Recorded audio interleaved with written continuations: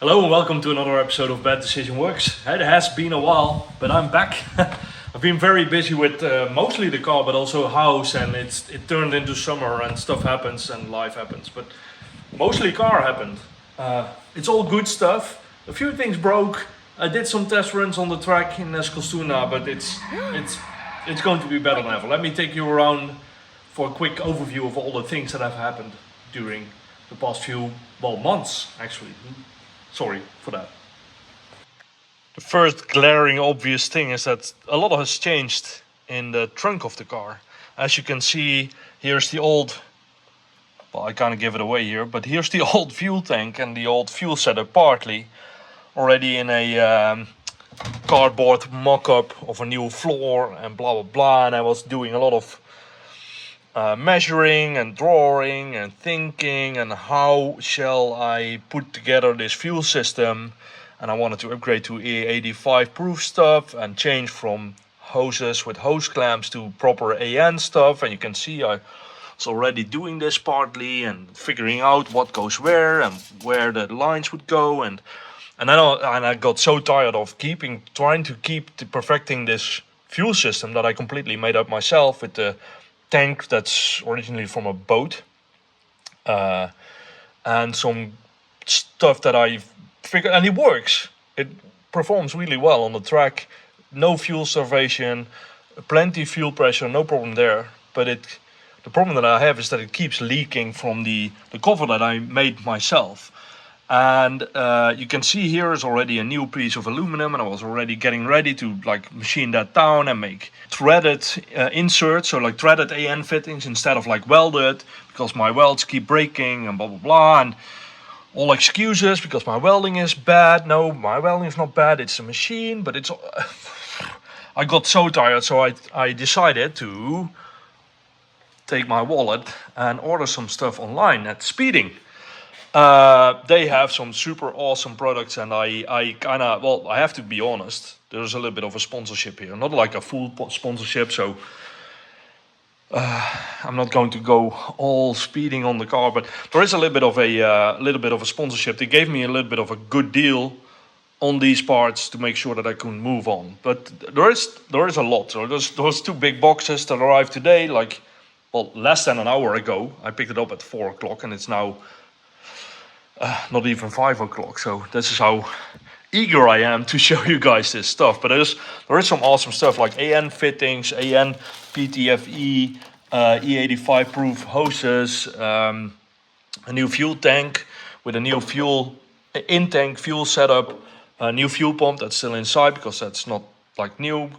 I still had that in my stack as a present from Stefan from back in the day.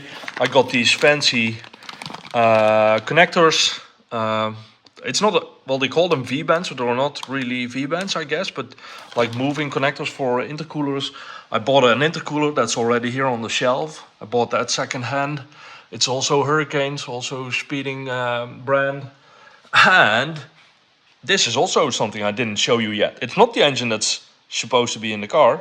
Well, it is the engine that's supposed to be in the car, but there is still an engine in the car. So there is the NA engine, and this is a T6 engine that I bought recently. This T6 engine is going to go in this car hopefully next winter. Already making a lot of preparations for that. I'll open the hood soon when I get all the crap off it. But it will get the GT35 turbo. And for size, it's a chunky one. Intercooler. Already got a 960 pan that I need to, well, not adjust, but to install, because this is from a transverse engine, S80, blah blah blah, front wheel drive, needs to be converted. Long story short, but if you stick around for future updates, make sure to like and subscribe. I always forget to say that, but make sure to like and subscribe to follow this T6 engine build over next fall and next winter. And you see me build this engine. The engine will be stock internals, but there will be some improvements, at least cleaning, but hopefully also some improvements, porting, etc. I'll be building or buying, not sure yet, but a nice exhaust and turbo, and exhaust will go out the side of the car, and will be lots of noise and cool things are going to happen. Already upgraded the exhaust from this big ass, well, not loud, very silent stainless intercooler, stainless exhaust to this one that's going out the side, because I lowered the floor here and I couldn't have the center exhaust anymore. There's going to be splitters, and there's going to be, well, there is already plastic windows, and there'll be wide body and vents and all kinds of cool things are going to happen. But yeah, let me clean up a little bit and then show you what happened under the hood and what is going to happen in winter. And the hood's open. I built a strut brace, a hefty one, and no, it doesn't block the oil cap. I made sure I could still take it off and fill my oil if needed. I rebuilt a part of the front end. I took away parts that I don't need, weight savings, added some stuff to make it strong. And here is a big empty space that needs an intercooler. And well, since this is YouTube, I can do magic. Hang on. And there it is, an intercooler, all of a sudden. I wish it was so simple in real life, but I spent a few hours making brackets, etc. to hang the intercooler here, move the oil cooler down, and I cut a little bit of a hole in the front of the car to make sure enough air goes there and to the radiator. And there will be some ducting in the future when I do the T6 stuff. Intercooler, so I bought these nice aluminum 3mm thick pieces that are going to go on here like this. So I'll weld them on, and then on these connectors will be the fancy V-band, that are not V-band, but these fancy hurricane speeding clamps. I'll show you, hang on.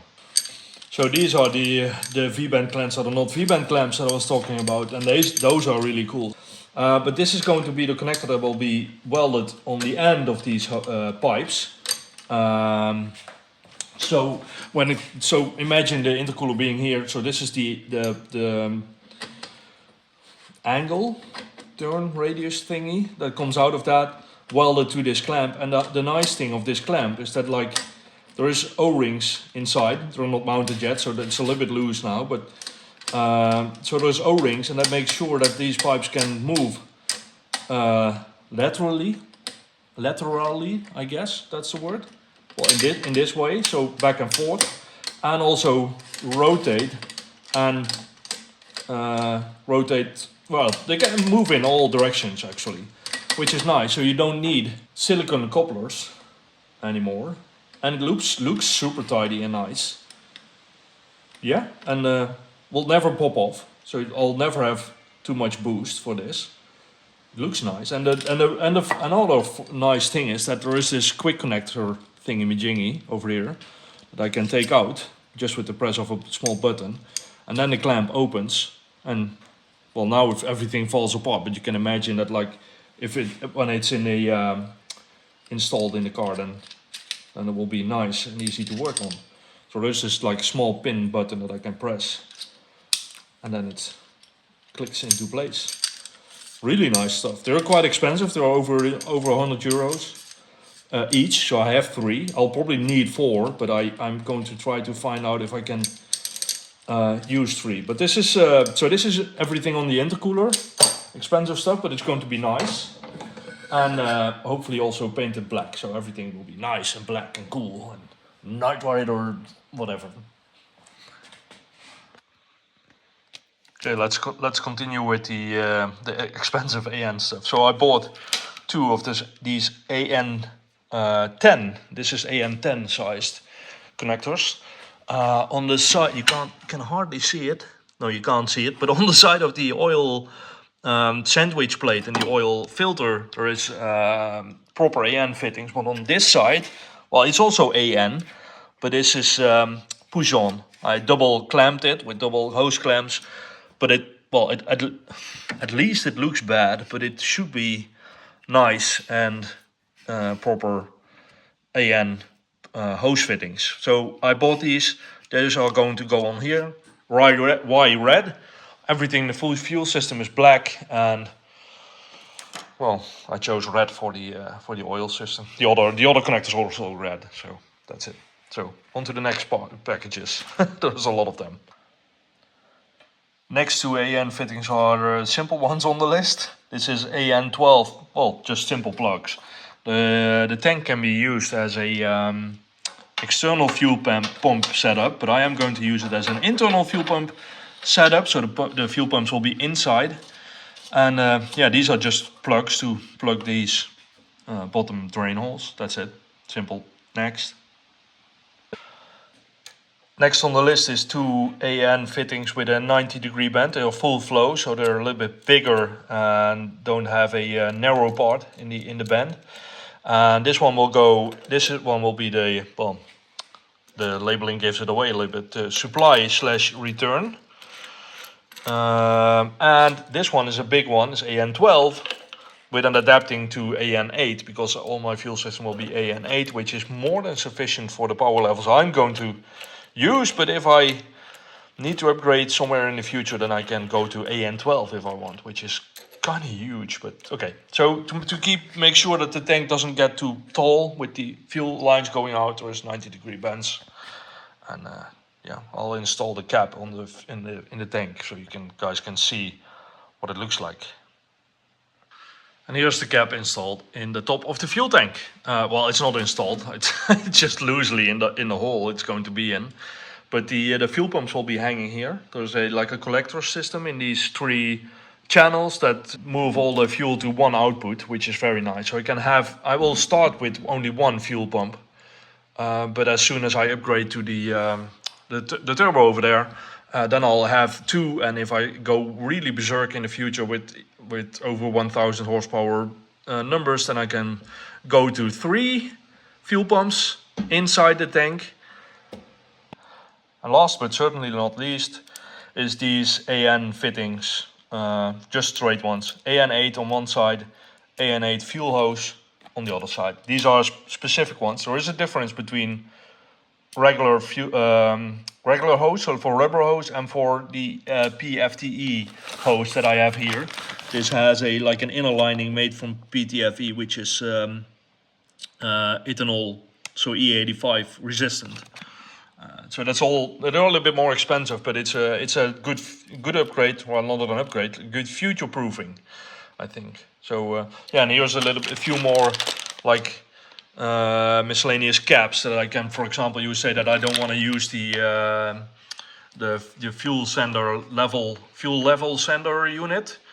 Then I can just cap it off. There is a gasket and everything with it, so it's a very nice kit. And then here as last is I haven't unpacked it yet, but it's the hanger that hangs underneath where the fuel pumps will be hanging from inside the fuel tank, and supply hoses. Well, that's not very exciting, but it is all part of the game. And some hose clamps also come with it, like stainless steel hose clamps for mounting the fuel pumps inside the fuel tank. Woo! Big list, big money. And this is what the back of the car looks like without floor, without these extra beams that it normally has in the 240. Without the battery bit that was here, I moved it to there. It's now just standing there loosely, but it needs a box, so I'll make a nice box for that. Yeah, and the exhaust normally was routed like this, going straight in the middle, out of the back. And I kind of decided I want to have the fuel system, whatever fuel system I choose, as low as possible. So I made these bars that are a little lower than the original floor, but still kind of like covered by the side, and it will be like side skirts and diffuser stuff and whatever in the future, so you won't see it at all. But I need to make a new floor here, and to make my life easier, I just routed the exhaust that way. I haven't heard it yet because no fuel system, so I can't power up the car. But this is a much smaller Snowish muffler than the other Snowish muffler I had. So yeah, I'm excited to hear what it will sound like.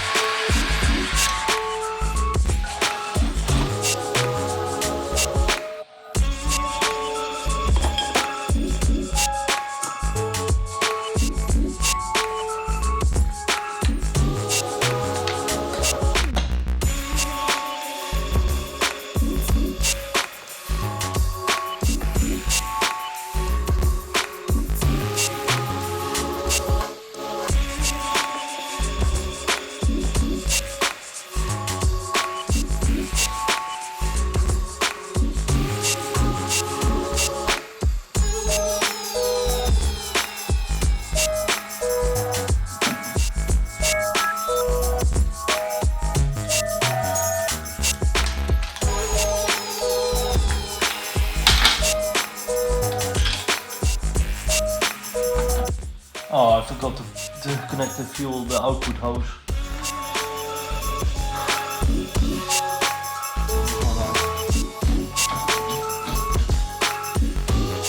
So there's 3 hoses in the fuel armature setup thingy-majingy.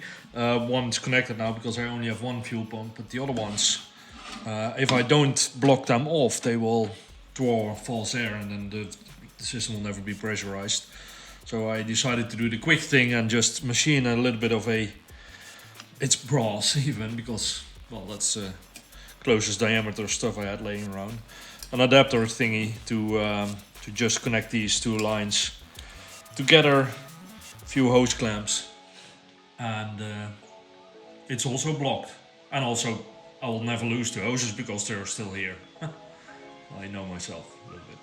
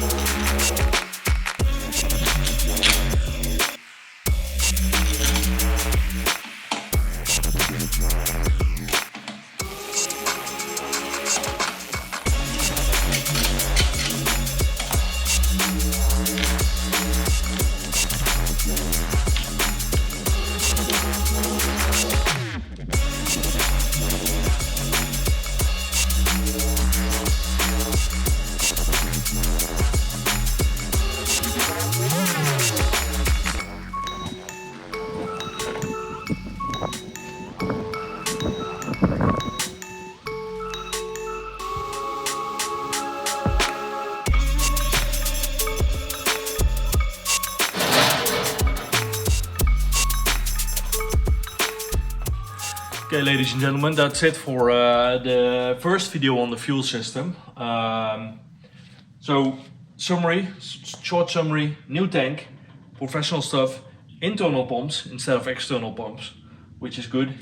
And to be, well, not per se road legal, but to race legal, I should say, I need to have a firewall.